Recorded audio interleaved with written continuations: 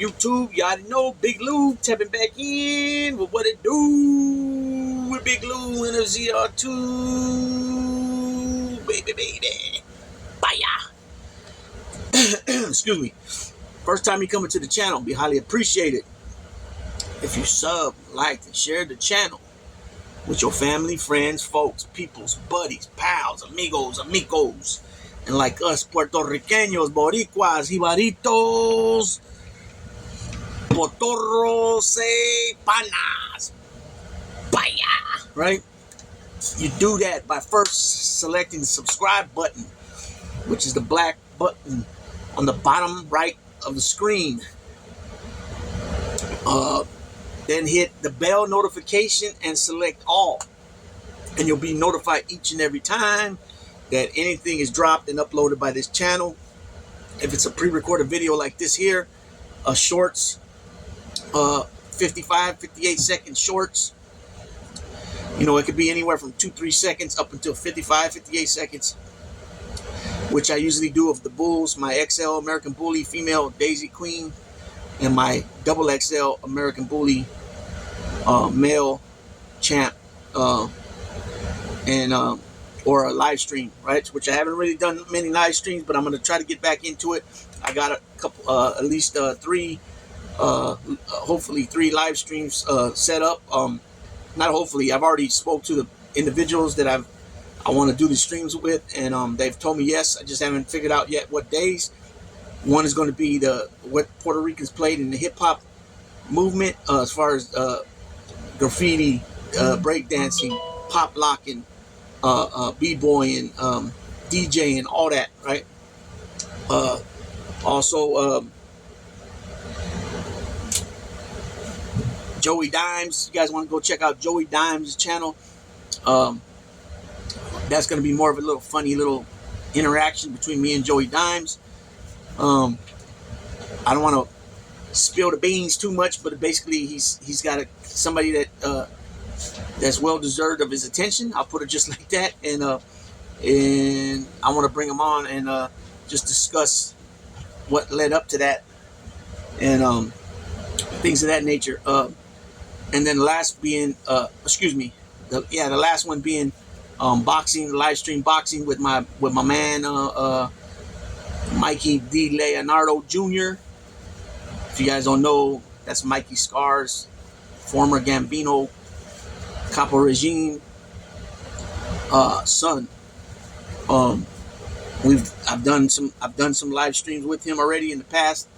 Boxing, we've done boxing, and then we did one. If you guys go back and look at my old videos, he jumped on with me one time when we discussed his cousin Frankie the Chico.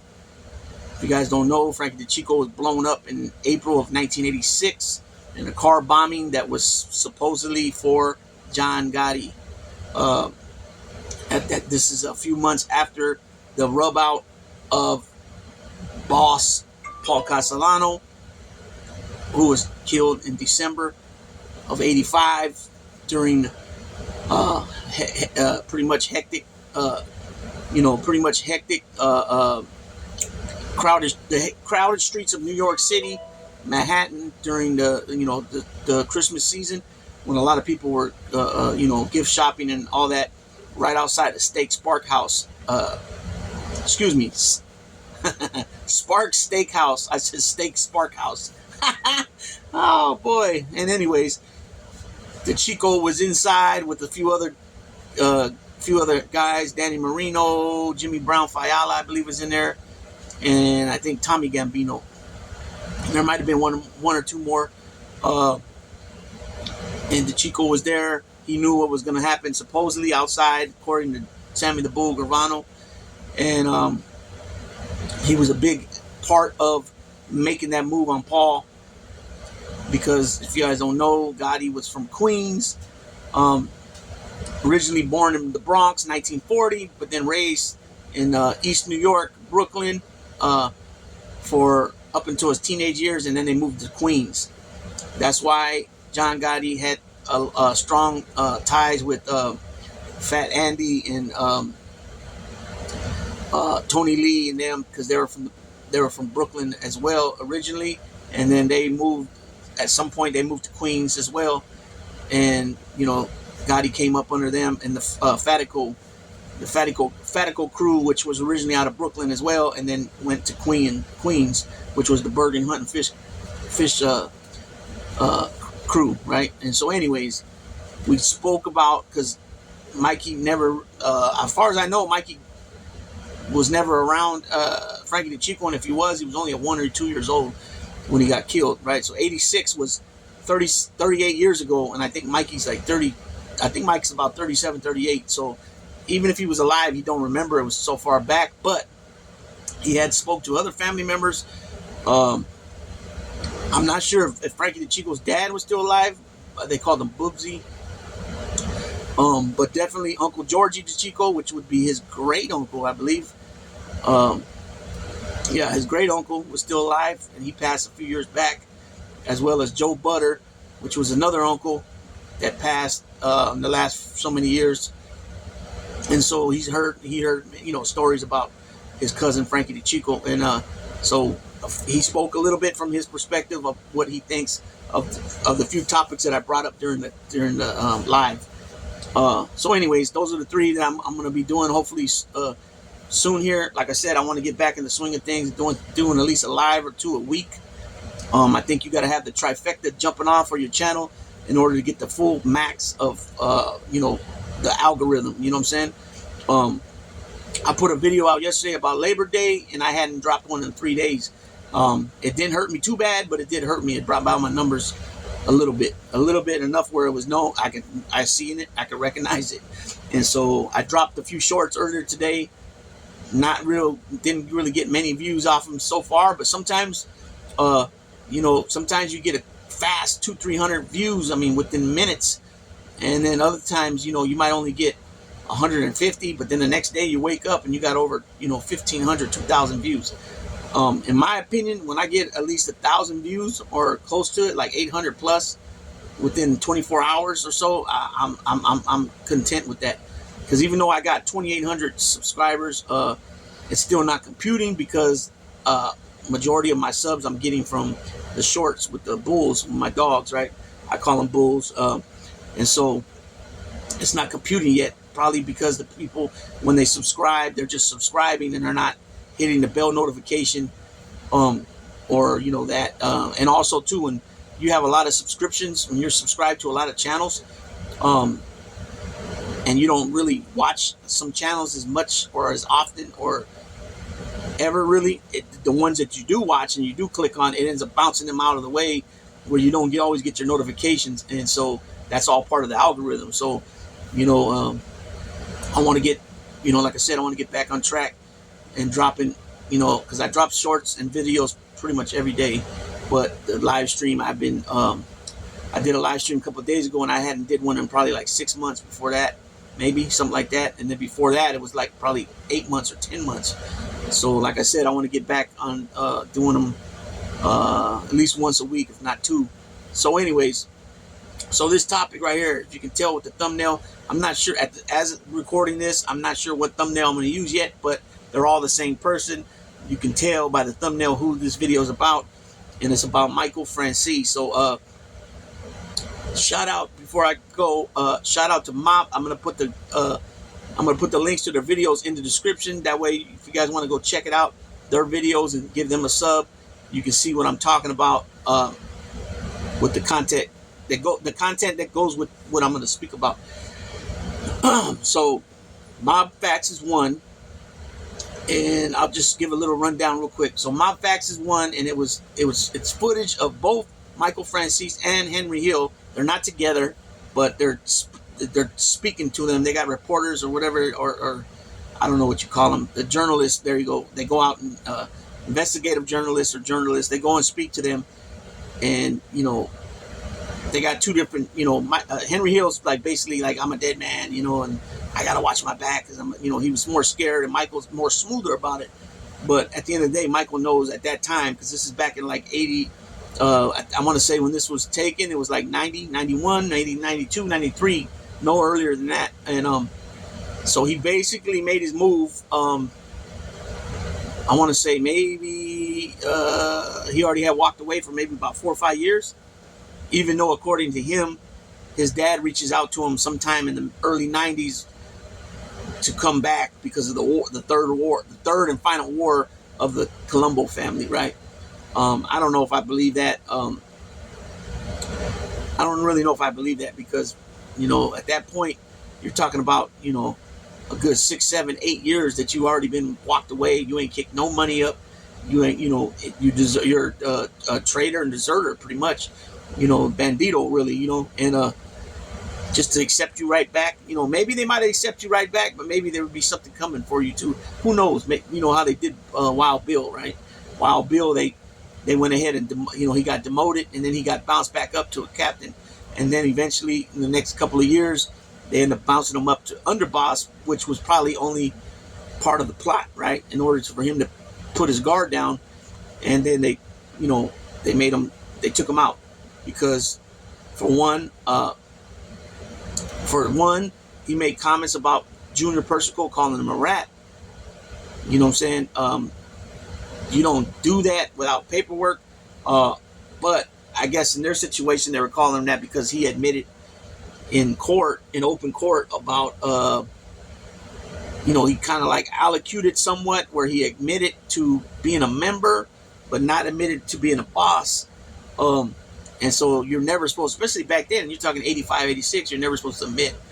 I mean, even up to this day, you're not supposed to admit, but then there's been many guys that allocated in court exactly, for a plea deal, explaining exactly who they are and what they've been involved with. I don't think they went more than that unless they just full-fledged cooperated. But like Alley Boy Persico, and you've heard it from Tony Pep, and also from Daniel Marino, where they allocated, but to my knowledge, they didn't mention no other people. Only that, yes, I'm a member of this, and it's known as this, and blah, blah, blah, right? Nonetheless, a lot of people will look down on that as telling, right? Which technically, it's Omerta, you're strangling Omerta, right? You're never supposed to admit being a part of any organization that you take a blood oath to. Even street gangs, you're not really like, even if it's a street gang, you got different people that will admit, the gang units will jam them up. Now it's more like, they just check you for tattoos. And if you're in a certain neighborhood or a certain park or certain alley, they know you belong to this gang or that gang, right? At least that's how it is over here in the West Coast, or, the West Coast, California. Because the way I say that is because they got a lot of gang junctions in certain towns, in certain areas, where if you're just caught out there being around each other, you'll be taken in. So what a lot of these gang units do, they study the people's tattoos. They make them take the shirts off. You know what I'm saying? They take pictures of them. It's very important now, according to them, that when you come into a facility, most of the time in booking, the classification officer will come over there and, again, make you strip your shirt off, take pictures of all your ink, all your tat, and obviously document it, and it goes into your file. And then they'll probably check again next time if you come through again for new ink. Unless you're just pretty much like me, where you ain't got no new room, then they'll just they still will take pictures again. Matter of fact, they'll probably, even before they come and talk to you, they'll look in your file, or however they got it at the jailhouse. If it's on a file, if it's on a Psalms program, but they'll check and see what you look like in your pictures of tattoos, and if they can tell right there from the pictures that you ain't got no room pretty much for no new tags, they'll come still and talk to you, because that's part of their job as a classification officer, and try to figure out anything they can. If they think they gotcha, what I mean by that is, like, I had them a couple times check me, and I got a clock, right? And so the hands are on certain numbers, and they try to say, oh, look, it's on this hand and that hand, therefore you're this. And then I'm going, no, that's not what it is. Look, you're tripping. You know what I'm saying? Never admit. I never would admit nothing, right? Never. Especially at all, anywhere. And if they want you to sign anything, you don't sign jack shit. Nothing with any type of mitten, like anything that might say. So in other words, let me give you an example. So if you go to the hole, and you're presented with the. Sometimes you get the copy right there, depending where you're at. Uh, so, for example, if you got a, okay, so if you go to AdSeg, right? Um, if you go to the oil AdSeg, you're presented with the. They'll come around with an inmate copy first, right? And it'll be stamped inmate copy, and it'll address on there. And this is called your 114 lockup order, right? This is something that you need to show your peoples when you drive up to the hole, right? Now, if you don't get it that day, you'll definitely get it within a week when you go to classifications, right? When you go to committee, your UCC, your unit classification committee, or the ICC, your initial classification committee. And they'll give you another copy. A lot of times you'll go just before you'll be called to either the captain's office or if it's a lieutenant, and it could be a lieutenant or it could be a lieutenant that's acting as a captain, and they'll give you the captain's copy, right, basically, and that'll be your opportunity to sign right there. Now, if it says on there that, oh, you're being placed here in ASAG, the whole because you don't fit the criteria for housing because you are a active member of this or an active member of that, you never take the pen and sign it because you're agreeing, yes, that's what I am, and yes, I can't be housed there, or I can't go over there, or whatever. You never do that, right? That's something very bad. It's something bad if you do, right? So anytime that they want you to sign something, you never do it, right? So yeah, you just don't never do that. So, and then when you go to classifications, so what happens if you don't sign it? Then the captain or the acting captain or the lieutenant will write on there, refused, right? And they're used to this already. This is not, you won't be the first one to ever come and do that. So, anyways, so like I said, that's admitting something, right? Same thing with like another thing, like when you're well, we don't got to get into that. Anyways, so when these guys allocute, right? It's a part of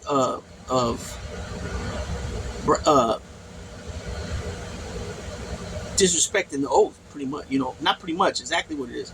You're never supposed to speak. So when Wild Bill called Persico a rat for that, right? There's no paperwork on that. Well, there is paperwork on that. The minute order from, the minute order from, not the minute order, but the transcripts from the court, right? The judge can have, I don't know. I've never heard of nobody actually getting things that's said in court back, but I'm pretty sure when it, there's got to be a way to get that stuff, right? What's said in court during, under testimony, under oath, under things that are asked, questions that are asked. And remember, Persico was his own attorney during that trial, right? Okay, so while Bill, and you hear some other stories too. Like I heard Dominic Scali talk about Joe Saunders, Joe C. Camarano Sr. was calling some black dude they were locked up with there. I don't know if they were at MDC or MCC, but one of the federal lockups in New York. I'm not sure if you get like an Eastern District charge, do you go to MCC or MDC, and then if you're Southern, you go to the opposite, or can you go to either one? It doesn't matter. I tend to believe that you can go to either one. It doesn't matter, because I've heard guys said that they were at MDC, and got moved to MCC, and so. But Joe Saunders made a comment out loud that some dude's a rat because something he did that he felt that was a rat. He was a rat or something. He just, and Dominic Scali said he had to tell him like, hey, you can't talk like that, man. And that just showed you that just because they're gangsters, they never done time, right? Never done time. Therefore, they don't even know how to do the time, because if they did, they wouldn't be saying shit like that, right? Because it don't matter if you're hooked up like that or not. When you cross those boundaries like that, it's all bad, man. Certain people ain't gonna give a rat's ass if you're a mafiosi or not. It is what it is. They feel that disrespected, and when you're being called something like that, that's very, very out of line, out of pocket for sure. That's why I always say it doesn't matter how things may look, the illusion or something, the way it looks, how it may look, how it may seem. If you ain't got those P-dubs, paperwork stating that, or you seen paperwork from somebody else saying that this guy, opened his mouth and gave us some information, or he pointed fingers or whatever, then you don't speak on it. Yeah, be aware. You're supposed to always be aware anyways, and be know your surroundings, and on top of all that, make sure that you done dotted all your I's and crossed all your T's. You know what I'm saying? That way, if something does happen, you already got your back to not go down that route because you caught it beforehand, or you're able to figure things out and figure it out real easy, instead of being in your cell like, man, who could it have been, man? It could, you always got to be careful, right? And so, I was talking to somebody yesterday, and we were talking about some other cat, and I kind of said something, but that I kind of like owe the guy, right? I kind of owe him because he looked out for me one time, real big time, or I'd have been locked up, and I might have still been locked up to this day. But what I was glad that, as you guys can see, when I do videos, I'm always looking around. You know what I'm saying? My eyes are going like that. I'm always paying attention to what's going on out there. And so anyways, this certain day that I'm speaking of, I was able to spot what was going on as it was going on because my awareness, right, and paying attention. Otherwise, I would have fell right in that trap, and I would have been book 'em dental. You know what I'm saying? I'd have been spread eagle and squat and cough. You feel me? And anyways, this cat came along, and he completed what I was doing, what I had started, but what I didn't finish because what I seen. And what I seen was I was being followed around. You could put it together on what I mean by that. And luckily for me, that every corner I hit, I was able to get some good distance between me and them. And then I was able to dip on another side street and pull up in some apartments. And they were like duplex apartments in a parkway in the back. And then I took off walking. And it was down the street from where I used to live. And so I knew that address like the back of my hand. And the person I was going to meet, I went ahead and forwarded. I texted him that number, that address, and had him meet me there. And I finished doing what I was doing because by that time, it didn't matter. I already had the money. So, you know what I mean? And so anyways, dude came through, no problem. I slid him a couple dollars, and he handled that for me, and I told him what the guy was driving, and I told him just go right up there and just get it to him and get gone fast. And so none of these people that were following me, if they were posted around there, they were not expecting that somebody to show up on a bike and then take off, right? And so all these years later, nothing happened, thank God. But it could have been, for me, could have been bad, right? So anyways, that made me think right now about always, your awareness. You always got to be aware at all times, and that goes for not just men, women too, because this is a crazy ass world, and you got weirdos that are just in the dark, step back into the dark, and are waiting for a vulnerable person, so they can make their move, on that weirdo shit, on top of just trying to come up and rob somebody. But you got to be careful. You got to always watch, pay attention, because it's up to you, really. Unless you're with somebody and they're on top of it, but everybody's got to be on top of it for themselves. You know what I mean? So anyway, back to what I'm saying, man. So Wild Bill was eventually promoted up to the number 2 guy of the family, and then at some point they moved on him and killed him, right? Okay, so the first part was I said that he made comments, derogatory comments about a rat, about the boss, the main boss who was locked up.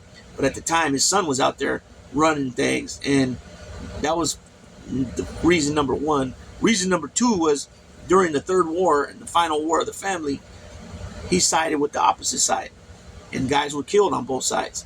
You know what I mean?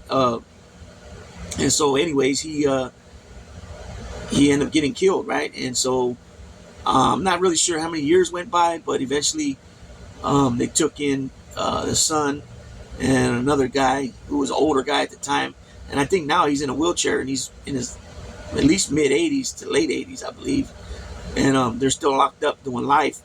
I had heard though that they were going to get a retrial or something came up, um, but I ain't heard nothing now. So, anyways, so that's that's what happened there. But back to Franzese, right? I kind of got sidetracked a little bit, and not so much sidetracked, but I did too much talking about that. So here we are, right? Michael Franzese. So I know Michael Franzese was born in 51. I know that. So right now he's 70. He's 73 years old, right? Everybody knows he's the son of John Sonny Franzese Sr. Some say, and so does Michael, that that's his stepdad. And then at some point he adopted him, but then because his mom was married before to a guy named Grillo, Louis, I think his name was Louis Grillo, I think. Grillo's the last name. Spanish, that means cricket. I'm not sure what it means in Italian. In Spanish, it would be grillo. It means cricket. Probably the same in Italian.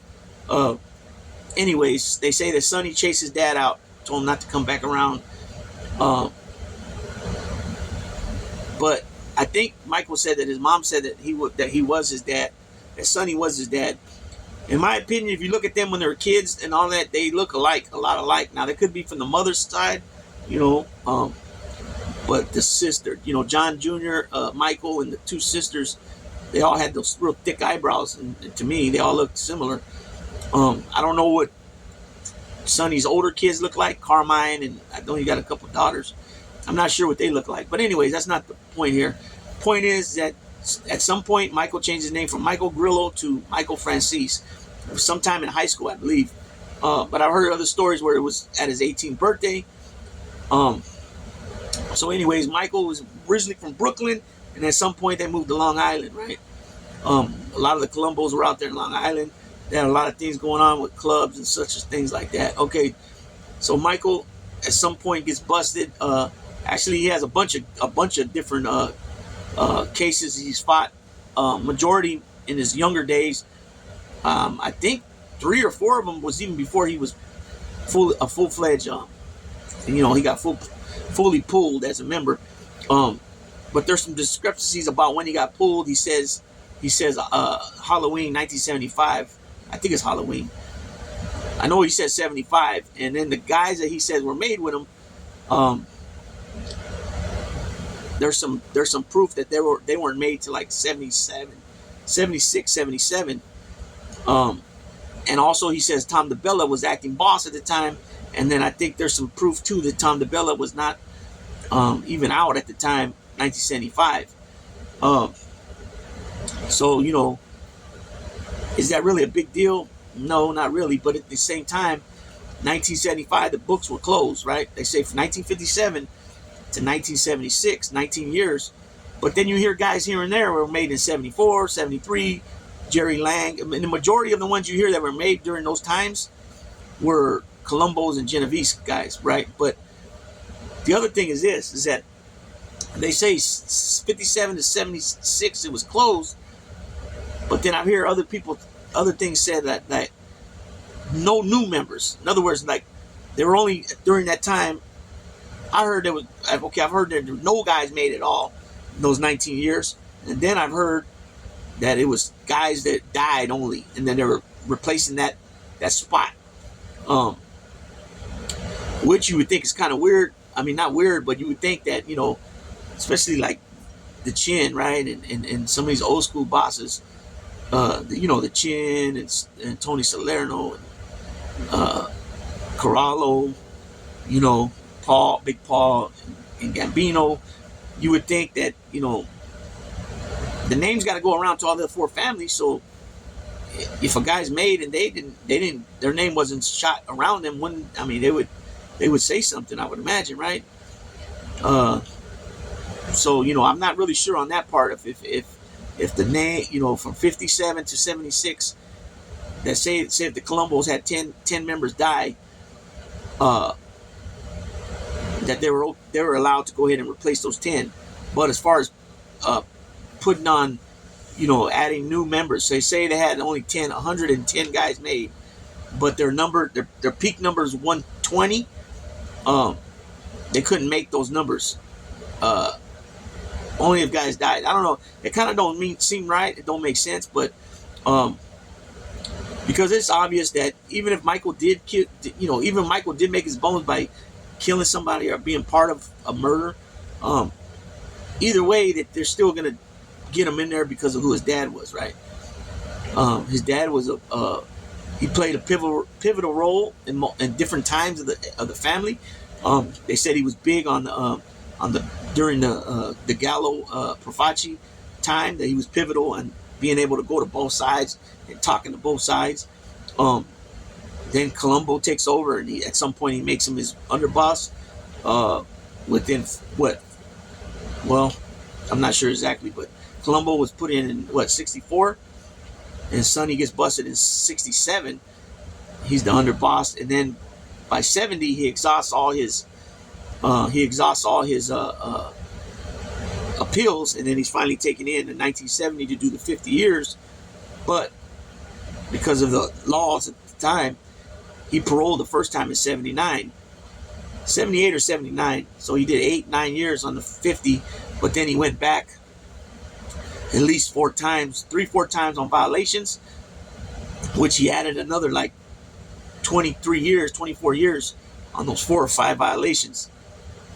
Then, as we know, his son John Jr. wore a wire, and he was at the age of 93, and he goes back for another 7 or 8 years, and then gets out at the age of 100, lives 3 more years and dies, right?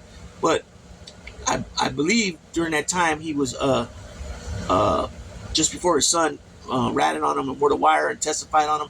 I believe he was placed as underboss again, and I think he was underboss 2 times for sure, maybe 3 times under 2 different bosses. Nonetheless, the dude was a legend. Everybody knows that.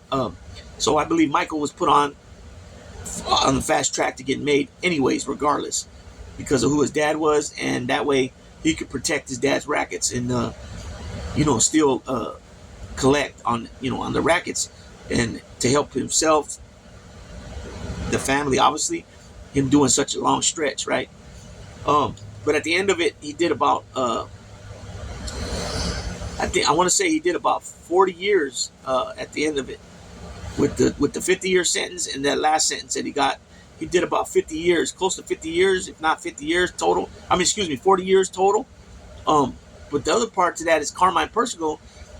You figure he was locked up from 85, 86, all the way until he died, which was 2017, I think, 2019. So he did 40 years right there. And then on top of that, he already did like 10, 12 years before that.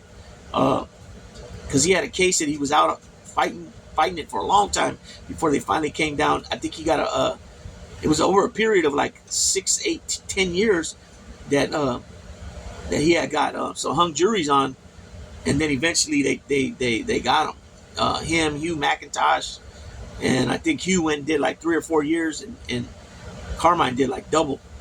So Carmine Persico done a lot of time, right? As well as a Musso. Musso been to prison before, and then he's doing this long stretch now. Casso, I don't believe, been to prison before that, but he did a long stretch after he told, right?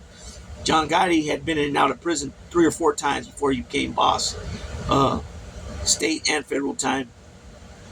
Sammy, even though he says he done time, Sammy did no time, right? Even now when he brags about, I got 22 years in prisons.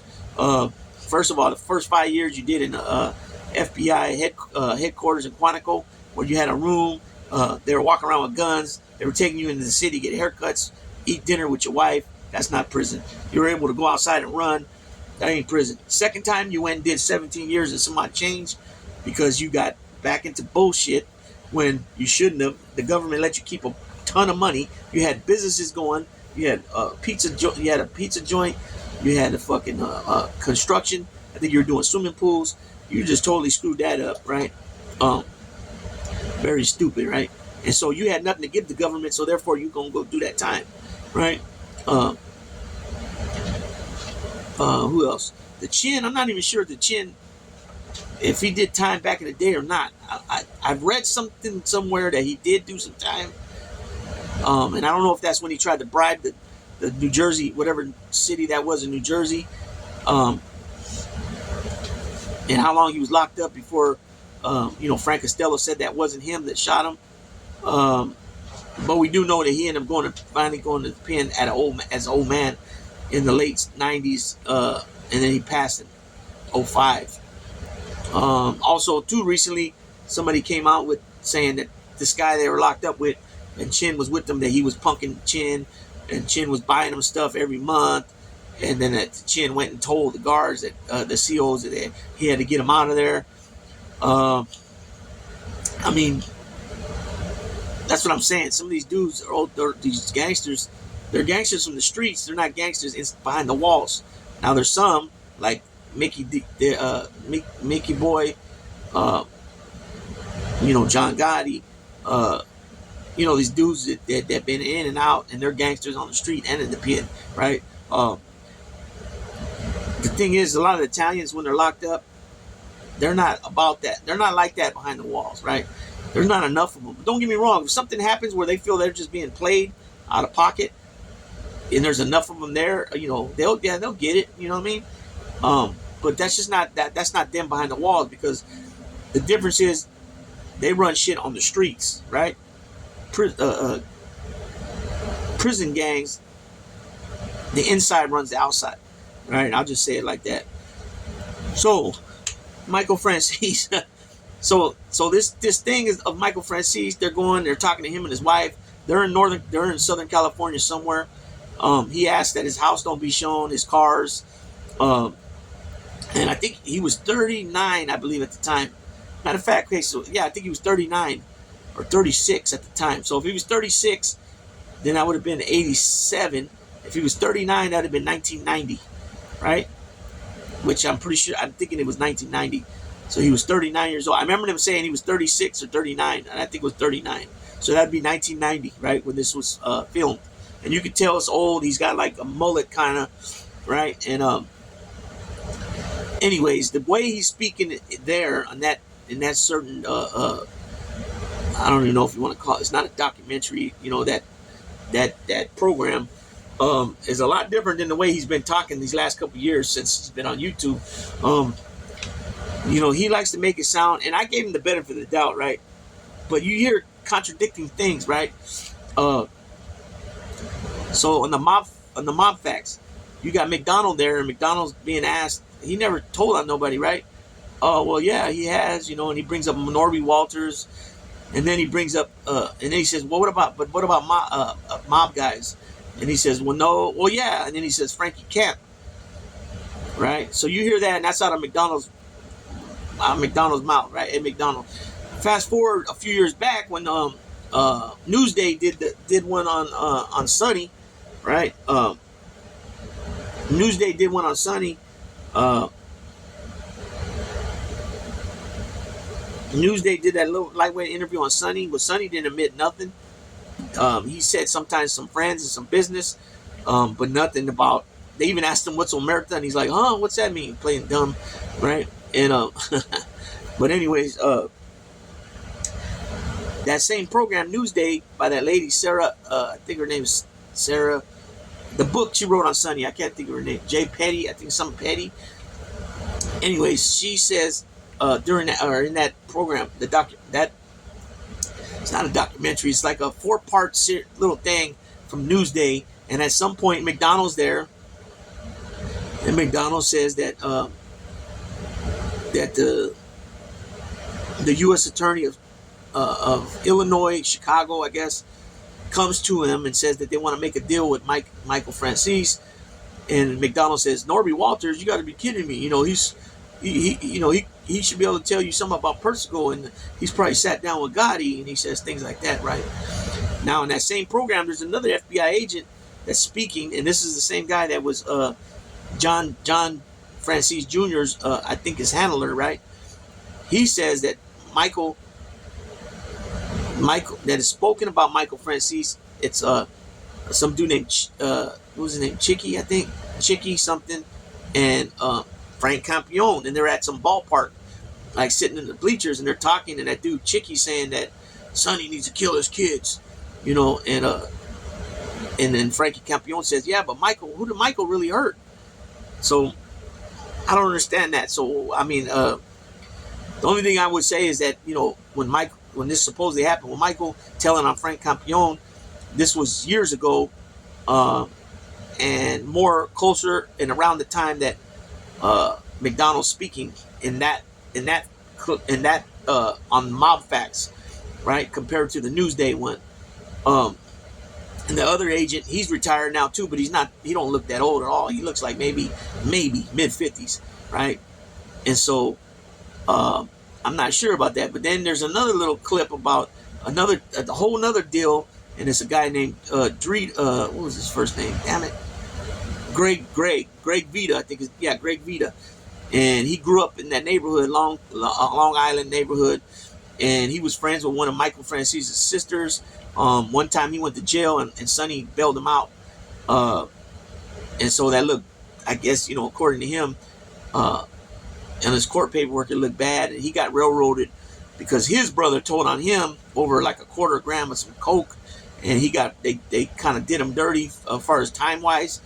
And so he's saying that, he's been told on by a family member, and Sonny, obviously his son John Jr., and then Greg starts talking about him, that Frank Camp, and what happened with Frank Camp. And I think he says that Frank Camp was told on by one of his family members too, and he brings up Michael, like Michael told on Frankie Camp. So that's 2 against 1, right? As far as his story, and then what McDonald said, and then what that other FBI agent said, right? So I don't really know about that, right? I can't really call on that, right? But supposedly Frankie Camp said that on Wired. It was caught on a wiretap, right? With him and that guy Chicky. Chicky. Also, that guy Guy Furtado was telling too during this time, and Guy was working with Sonny, right? So I don't really know, and I think John Jr. initially was wearing a wire to catch other guys. Supposedly that's how the story goes, and that he, his dad would be too boisterous talking sometimes, and he would get caught on the wire. And the FBI agent made it clear that he told John Franzese Jr., Sonny's son and Mike's brother, to never turn it off. Once you turn it on, never turn it off during a recording. But I guess, once you get home or whatever, of course, turn it off. But if you're ever out there in the field, gathering your information to inform, don't ever turn it off. So that's John Jr.'s excuse why he never, why he never decided to keep himself from getting his dad on recording, right? Which, I mean, come on, man. All the shit that the FBI has let get by with a lot of these dudes, Whitey Bulger and what's his name, Scarpa, at the very least, right? I mean that's maximum stuff, right? At the max. And there's guys, I know of guys that got busted over here where they were over this way, where they were working with the feds, and they were calling shots on certain things happening and then denying it, and then also doing things, illicit things, and not keeping his handler in the loop of what was going on. You know what I'm saying? And nothing happened to these guys. It's just tore up anyways to do that, right? To guys that you've known a long time, not to mention your dad, your pops, right? But and apparently John Franzese Jr. didn't even have a case. He was just doing this shit just because he didn't agree with the life. He finally realized, according to him, that the life wasn't what it was cracked up to be, and it was all a bunch of bull, whatever. It's kind of strange to me. Don't really make sense. Now, if you want to talk about the disease that he had, and that he didn't have insurance and he didn't have money for the medication and stuff like that, I would believe that. 9 times out of 10 before I believe that other one. Actually, 10 times out of 10. But that's the thing with these guys that tell. You don't never know when they're being honest, right? Because we know that if you're willing to tell to save yourself, you're pretty much willing to say anything. You know what I'm saying? It's showed. I mean, it's proof is in the pudding all the time about that, right? So, anyways, so the way Michael's talking in that video, man, he's talking about how he's sounding more not. I don't really want to say scared, even though come on, you got to be a little scared, right? You done told on some guys that ain't got a problem getting on a plane or driving across country and putting one in your head, right? But it's not so much that. It's the fact that, the way he did it, the way he went about it, right? And, to say that, oh, yeah, they were going to dismantle this task force, or I don't remember exactly what it was called, but, the guy took him outside and said, look, they're gonna dismantle this anyways. You set the parameters as far as what you're willing to do and what you're willing to talk about. And then he goes back in there and says, okay, I'll talk about a year, only going back a year, and that supposedly this task force that Ed McDonald was running ended up disbanding. You know what I mean? And therefore, he didn't have to fulfill what he said he was going to do, other than that time frame. But I do believe there's some truth to his story as far as him getting violated because he didn't follow through with cooperating totally. The fact is this is what I believe, and I believe this for John Gotti Jr. as well as Michael Franzese. I believe that they're not dumb people, right? I don't care how you want to call Michael Franzese Yuppie Don. The guy's not stupid, right? He's very intelligent. John Gotti Jr., John Angelo Gotti, they want to call him whatever they were calling him. I forgot the names right now, but derogatory names, right? But at the end of the day, these guys are very smart individuals, very intelligent individuals, and besides that, it don't take much intelligence to see how your family life has been because of the fact of your pops being absent from the family and some of the heartaches and tragedy, right? More so with the Franzese family as far as tragic situations, but because I just heard this the other day that really John Sr. and John Jr. didn't really have a good relationship like that type of relationship. Kind of a loving relationship, I guess you'd want to call it. More affectionate, because John obviously is the, more macho, just more macho type, whatever. And so at some point, these guys snapped out of it. And I'll say, too, that both of them really weren't made for that life. I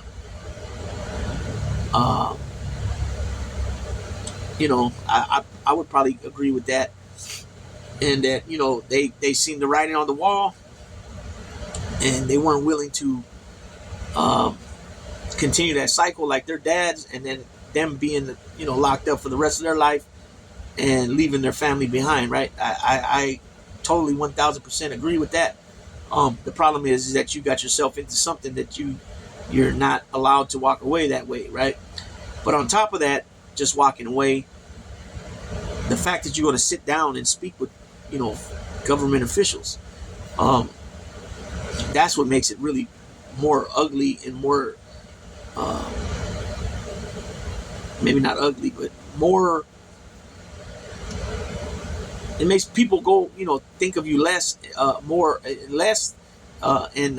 like chicken shit, right? And cowardly. Some people look at it like that, right? Now, if you just walked away and just said the heck with it, I don't think anybody could talk shit about that. That's not part of that life, right? And what I mean by that is some of these commenters that read things and, a lot of them got their mouths open and never even been locked up or even been part of anything even remotely close to that type of lifestyle. And, and they got their mouth open. It's like, a lot of them are under fake names, fake pictures. The avatar is fake. It's some cartoon or something. Your name might be, Fast Eddie, Fast Tony, Tony Baloney. on here. But there's nothing to say that you're even a real person. You know, got your mouth open. Um, talking down on people that one, you don't know. Two, like I just said, you never even done time yourself. And three, never was part of anything even remotely close to that, right? And that goes for a lot of people, right? I mean, you got the Italians, you got the Japanese, you got the Russian, you got the Albanians, right? You got the cartels, the Colombian, Mexican cartels. And then what do you got after that? Gangs, right? Gangs. And some of them roll that way too, where you can't, I don't give a shit if you're 35 years old, 30 years old. You can't never walk away from it, which is kind of strange and odd. Gang banging should only be for people, teenagers up until maybe like 20. Even that, in my opinion, is too old to be out there gang banging with other neighborhoods and streets at 20 years old, 25 years old. That's a trip. Because by then you've probably been to jail already, and most likely you've probably already been to prison. And the reason why I say that is because here in California, you go to jail and prison, you start being around the same guys that are supposedly your enemies on the streets, right? That's more of a Southern California thing. Southern California, you got streets that separate different streets, and those are different neighborhoods or different cliques. Clicas in Spanish or slang. And so, you might be from for example, this is just an example. It doesn't really mean nothing. Or just say this. You could be from Black Street, right? And 4 streets over is Brown Street. You guys are from the same neighborhood, but different cliques. And you guys battle each other, right? Knife fights, or fist fights. It even gets to gunplay, right? And then when you get locked up, and this is only if you're the same race, though, right? And then when you get locked up, that shit ceases, and that's street stuff. They don't bring it in here, right? Up north is still different. It's more like sides: north side, west side, south side, east side. And then you might have, like in the south side of town, there might be maybe 4 different cliques. There might be a 2nd Street. There, might be a 6th Street. There might be a 9th Street. There might be a Clay Street. There might be a different little cliques with different names, right? And definitely the difference between north and south is even north, you're not even supposed to be fighting on the street together at all. And it could wreck yourself when they call it careers, right? When you start going to jail and especially prison, it's called your career. And so you can't be fighting with your homeboys from this, even though you're from different cliques or different sides of town. You don't. It's called man. I don't even want to say it. So if it's black, you guys claim black. Everybody claims black in Northern California. There's no, I would say brown. They claim brown. Everybody claims brown up north, even though it's really another color. They call that brown on brown, right? It's really called, I'll say it. It doesn't matter.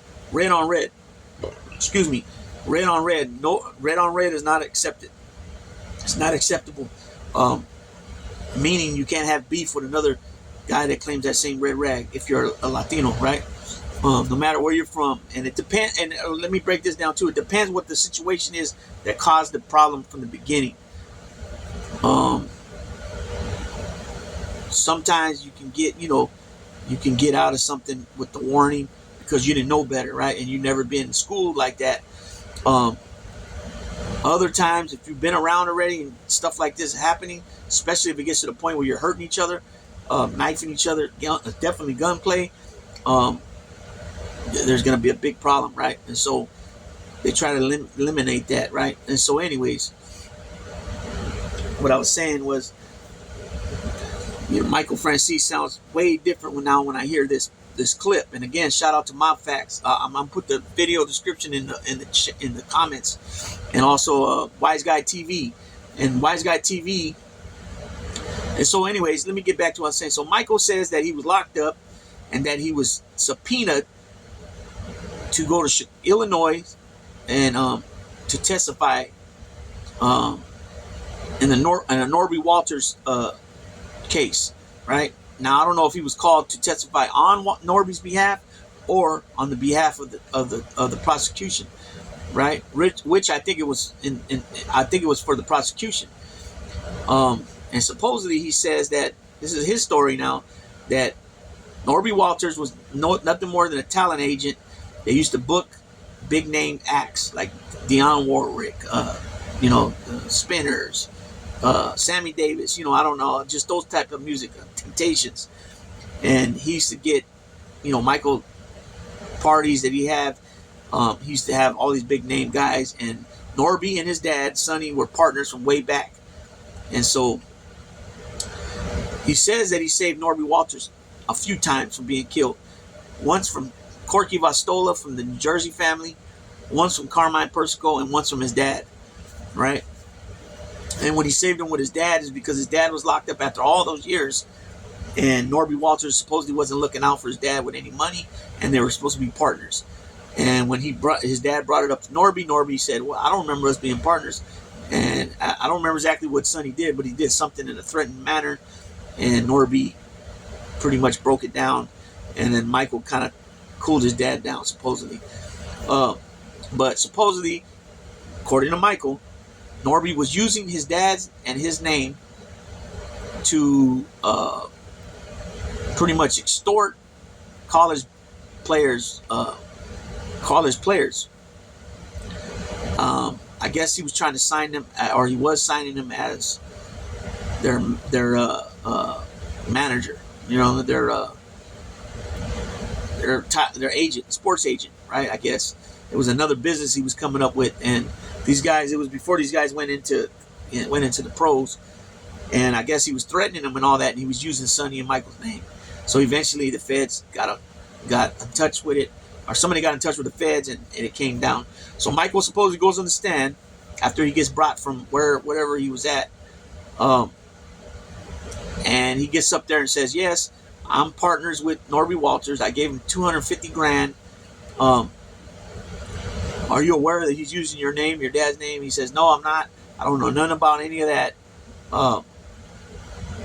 And he kind of said that he was willing to get on the stand in order to protect his dad and him. I mean, at the end of the day, you're getting on the stand and you're raising your right hand with your other hand on the Bible, and you're swearing you're going to tell the whole truth, nothing but the truth, so help you God, right? And so you admit that you gave money to him. So you're admitting right there, which I don't know if that's considered legal or not, but nonetheless, you're still giving information to them about yourself and somebody else that's on trial, right? Which is a trip, right? So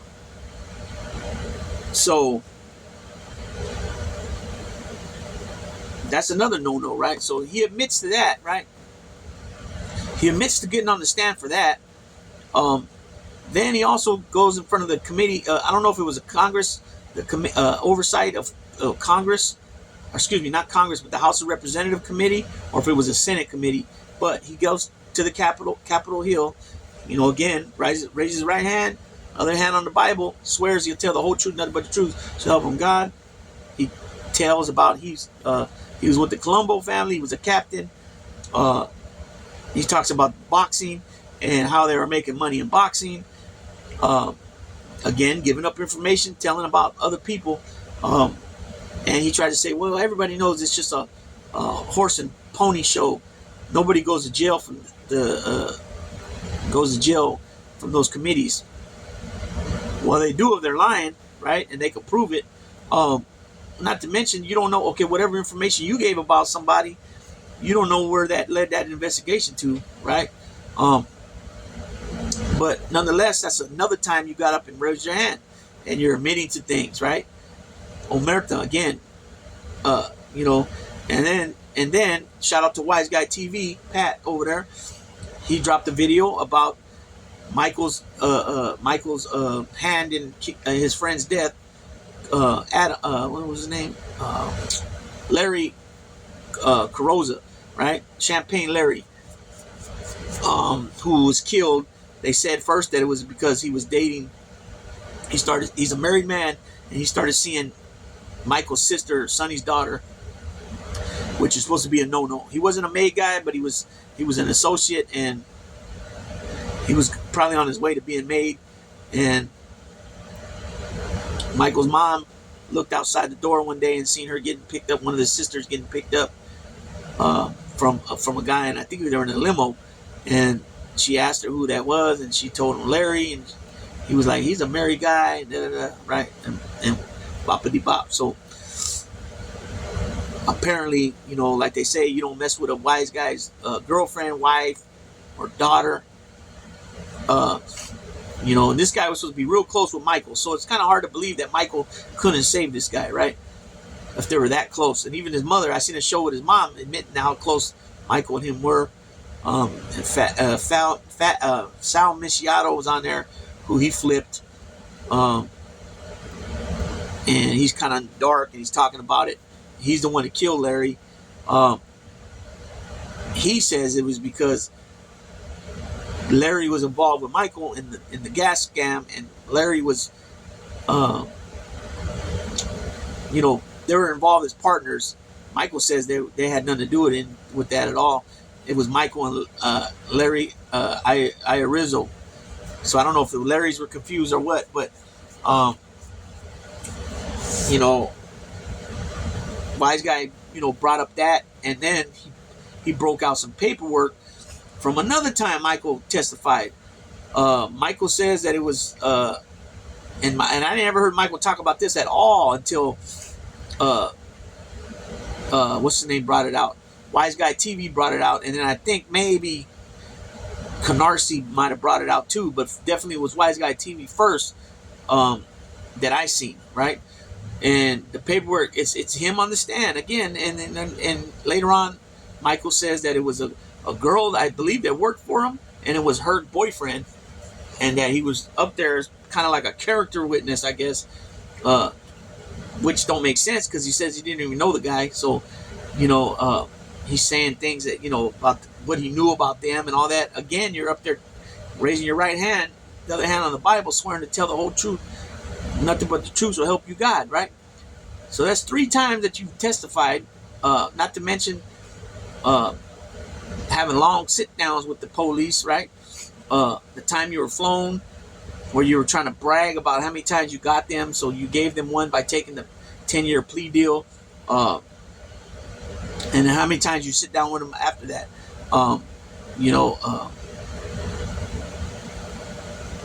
You could have easily just walked away, right? You don't have to, because you're a born-again Christian, doesn't mean you got to go and give all the information, what you know. And then he says that, the information he gave up was, yeah, this guy's a captain, this guy's a soldier, that guy's a part of the administration, this guy, any people they didn't know about that he could help them with their identification and their positions. Is that what he was doing? That's telling, right? Because if they don't know, they can't do their job because they don't know, right? So they come to you, and you're telling them who's the boss and who's. Well, I mean, they knew Persico was the boss, but this guy's the acting boss, and that guy's the these are the 2 captains from Brooklyn, and this is another captain from Long Island, and and so on and so forth. That's telling, right? These guys are associates. Yeah, these dudes are. These guys were made sometime in the mid '80s. These were the 5 guys that were made with me. That's telling, man. That's straight telling. You didn't have to do any of that. That was your choice to do all that. Why didn't you just walk away and just walked away? Just walked away and walked away from it. But it seems like you dig that, I guess. And then also on the paperwork that Wise Guy TV dropped, right, where he's reading it out as on the channel. I'm gonna drop that link for that video in this description, so you guys can check it out for yourself. I wish I was advanced, man, where I can do it, where I can just tap in, and show, this part of the screen, and then give my inputs as I'm reading, sentences and paragraphs or whatever. But Wise Guy TV breaks it down where I'm not sure if this is these are 302s or what exactly this is, but he's pretty much giving a lot of information. He's talking a lot, right? And this is back in the 80s, man. This is back in the 80s. This is before he took that 10-year plea deal when he got caught up with the gas scam, and then walked away after that. I think he did initially 3 years and a half on the 10, 3 years, 3 months, something like that, and then he was released. Then I'm not sure how long he was released, and then he got violated because he wasn't obviously fulfilling his agreement to cooperate. And that's when they put him in ADSEG, and he tells that story about being in ADSEG and how bad it was, and you know what I mean, and him listening with the radio to that certain pastor, and him reading his Bible all the time. I don't have nothing wrong with none of that, but he just ain't been truthful with us, and like I said, I gave him the benefit of the doubt, but things have come out that he wasn't being truthful with us. He got on the stand a lot more than what was said. I mean, than what he initially admitted. And on top of that, like I said in the Wise Guy TV episode, he's given up a lot of information,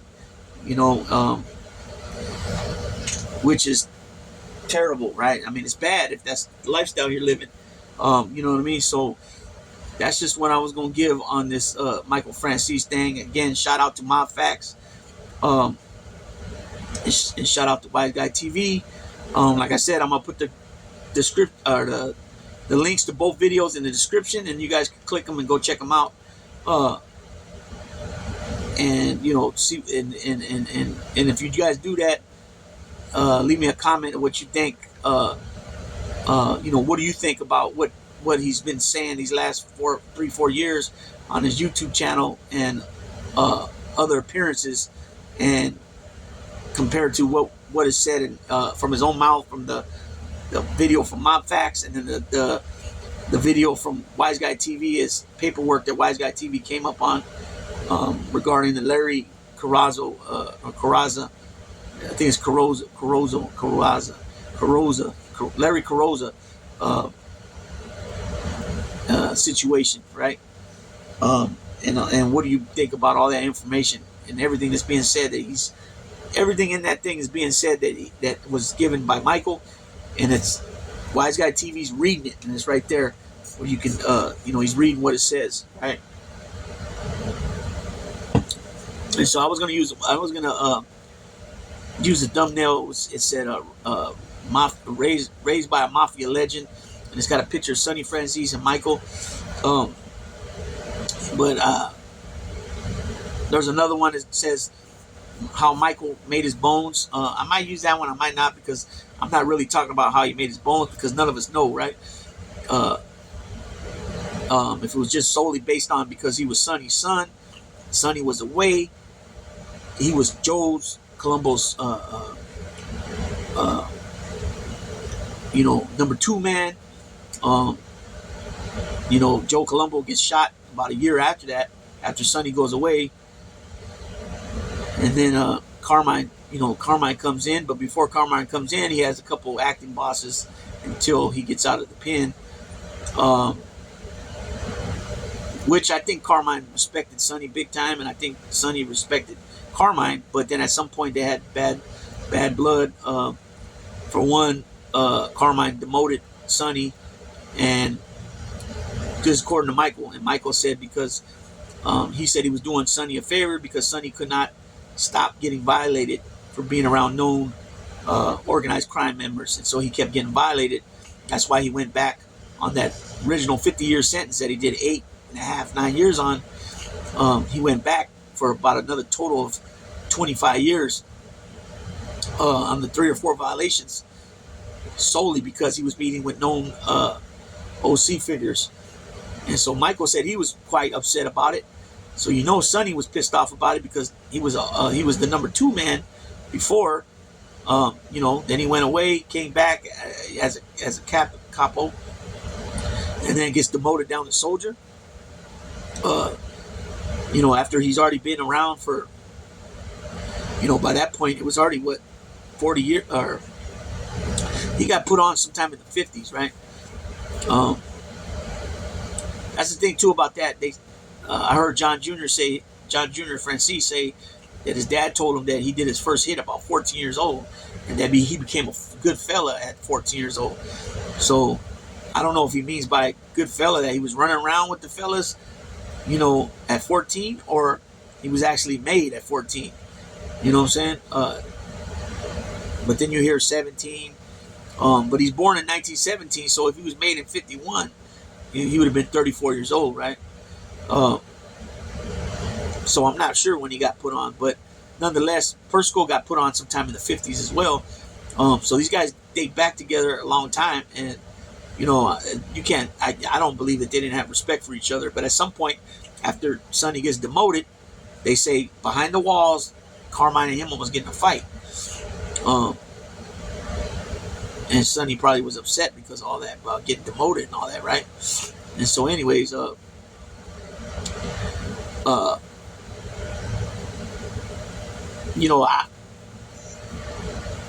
Joey Merlino made comments about saying, "Oh, Sonny's a rat too," and I thought that shit was way out of line, right? Sonny had many opportunities where he could have told to get out of situations. He never did, right? Just for the sole fact that you're going to say that because he talked to his son again. And it was obvious that from not obvious, but from Michael's story, and I don't think Michael would lie about this, but during that time when that final war, Colombo War, that third one, and Michael was doing that violation after doing the initial 3.5 years, whatever. Supposedly his dad says come back because of the war. I don't believe that part. Like I mentioned earlier, I believe maybe they would have accepted him back and then at some point moved on him, right? But what I'm getting to is that I don't believe that. I believe, and I'm pretty sure, and from what Michael said, they didn't talk for a long time, for a good while. They didn't speak, probably 10 years at least, something like that, and they didn't start speaking again until Sonny Franzese was out of prison the last time, and he was already 100 years old. I think he might have went and visited him a couple times, but he was 100 years old, could barely walk. You know what I'm saying? He had a whole bunch of problems, gout and all kinds of things. What was he supposed to do, an old man like that? Smack his son, punch his son, fight him, kill him? I mean, the other one now, the others, well, I mean, this is his story too. I don't know how true it is. John Franzese Jr. says he showed up at the old folks' home where Sonny, his dad, was at, and and he showed up, and Sonny looked at him, and he kind of like, he didn't recognize him at first, and then he tells him, "Dad, it's me, John." And then according to John Jr., he was like, oh, he got kind of nervous. What are you doing here? Like, like not so much scared like that, but scared for his safety, John Jr.'s safety, maybe. And that he tells him, what'd you do that for, man? Something like that. I mean, that's got to be, I mean, I don't know if John Jr. had remorse for doing that or not. This is real chicken shit, but I'm talking about his dad now.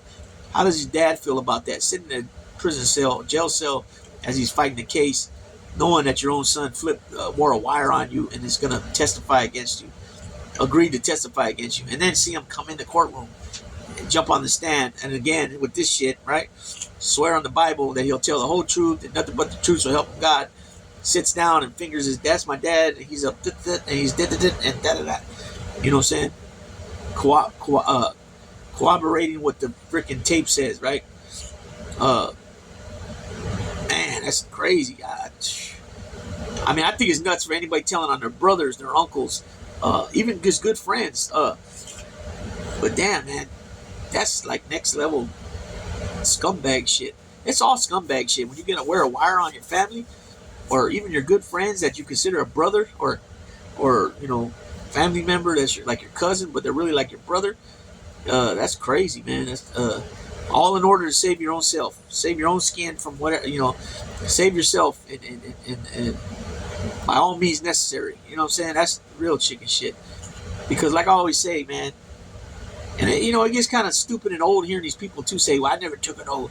I never took an oath." That shit don't matter. You're on the streets. You're living a street life. You're on the streets doing dirt. You're on the streets coming up. You're on the street. You're on the streets doing licks. You're on the streets robbing shit. You're on the streets selling dope. Whatever.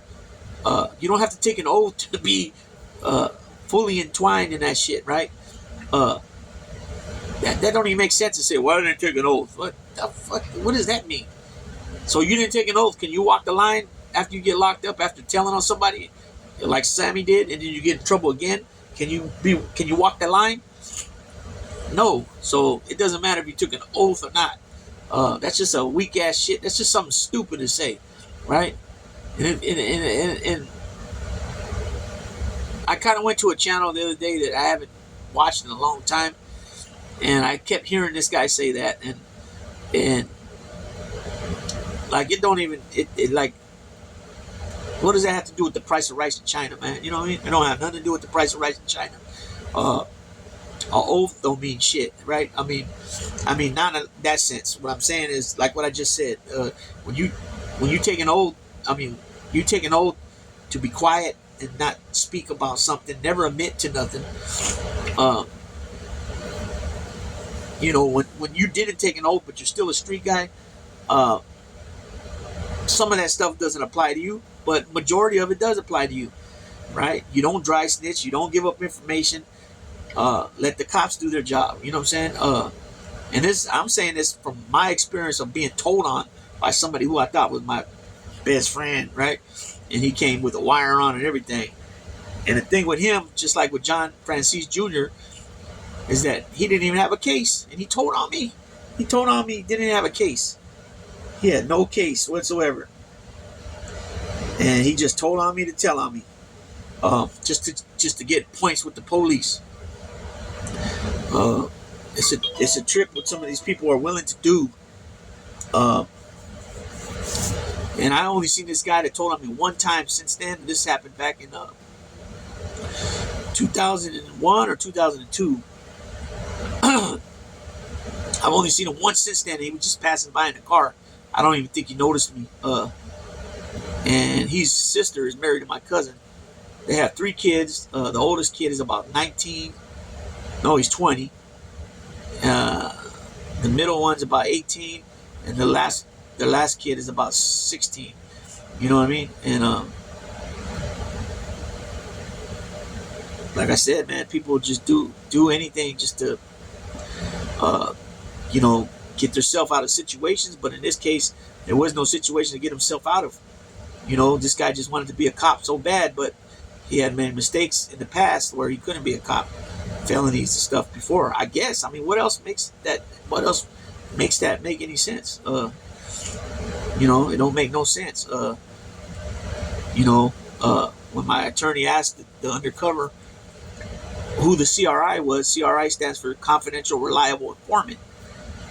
They said that he has proved in the past to be reliable. And reason why, because he's given them, he's given the police correct cars that were driven by certain people, certain addresses where they lived, and therefore they considered him reliable, right? So what else is that? Like I said, the undercover swore on, he was under oath on the stand that this guy they had no idea who I was. They had no idea who I was, and they knew nothing about me, right? Nothing at all about me, and that he brought me to their attention, right? And so one night he calls me, and I'm like, "How'd you get my number?" He says, "Your aunt gave it to me." So I'm not thinking nothing of it. Like I said, his sister's with my cousin, and that's his mom. So I'm not thinking nothing of it. He tells me that, he's got this nice jacket, right? So he ends up meeting me. He ends up meeting me.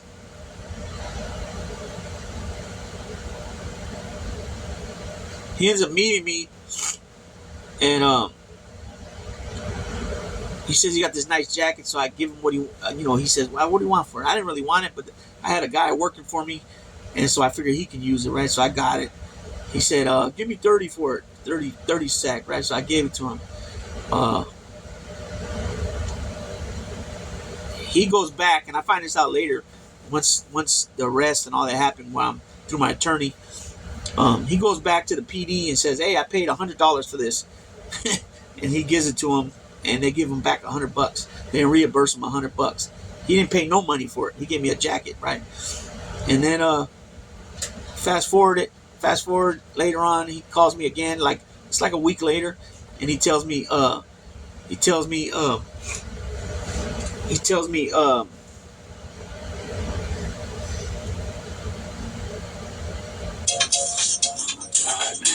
he,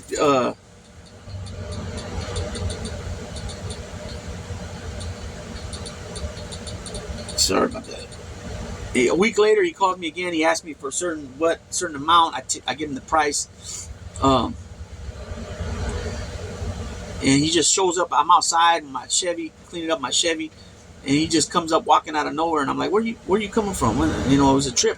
"Oh, I'm with a coworker. They're parked down the street," and ended up being the police. Right? One was down the street watching like this. The other one was down the street listening to the audio. He was wearing a wire, and he told them 100 more than what I told him, the price, right? I told him 300 and he told them 400. So they gave him $400, right? And then when he comes, he gives me 300, right? And I give him what he wanted. This guy ends up giving me an extra 20, right? So he gives me 320. I don't know that until later on. Right? This guy got the nerve to call me on the phone and say, "Hey, did I give you an extra 20? I say, "No." Right?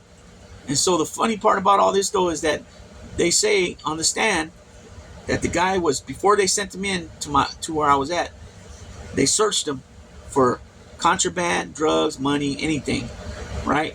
And then when he came back, they searched him again. So what did he do with that? He gave me 320 on accident. He was supposed to give me 300, but they gave him 400. So what did he do with that extra $80 if they searched him when he came back? What do you do with the $80, right? So he made that $80.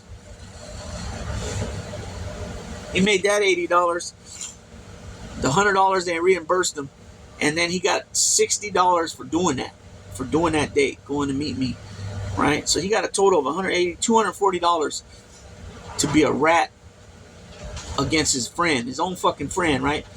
When he could have went anywhere in that town that I lived in at the time, real grimy ass town where people were, like a lot of people would be posted up in different areas, corners, and they'd be, when you pull up, they'd all run to your car, and they'd have their stuff in their hands like this, and they'd put their hands in your car. A lot of guys were doing this, hitting their hands, and the stuff would fly out and into their car, and they'd take off. But point being, he could have picked out anybody to go do that too, right? Which is chicken shit in my opinion anyways. But why would you do that to somebody you're supposed to be your friend, right? Your good friend, right? I used to take this cat with me to other towns, family members of mine. He spent a night with me over there. I take him with me places to go cruising, all kinds of different things. And, to pick me to do that too, it's strange, right? Strange and weird, strange, and I don't understand that. But anyways, this is way longer video than I wanted to go. But it's hard when you have to explain things with I'm not tech savvy. I don't know how to do this yet where I can. That's why I'm hoping to find out, either figure it out myself or find somebody that'll be able to assist me. And of course, not for free or none of that, but assist me on editing the videos, as far as like, not so much like taking out screw ups. I think just leave it. It's better just to be raw. I'm speaking of like when I'm talking about something that that it can, like if I'm talking about paperwork on somebody, that I'm speaking of it, then boom, it gets inserted into the video. You know what I'm saying? I'm talking about that type of stuff. Or in this case where I could show, one of those videos that I'm going to drop the links in the description about, where they're when things being said, where I can go right to it where people, I don't lose people. You know what I'm saying? Where I don't have to put the link in the description, a link to the videos I'm speaking of in the description, where I can have them right here. You know what I'm saying? And show everybody as I'm going, right? But since I don't have that, I gotta explain more and keep it more. Even though I get sidetracked here and there, where I'm doing more explaining than I should, or I'm getting more into something than I should. I got to work on that, being more on point and on track. But definitely when I get to that point, either with myself learning how to do it, or somebody helping me, to get there on my own, not on my own, but assisting me to get there where I can do it on my own. The videos will be a lot better then, right? And on top of that, I still want to get an intro and outro, at least an intro.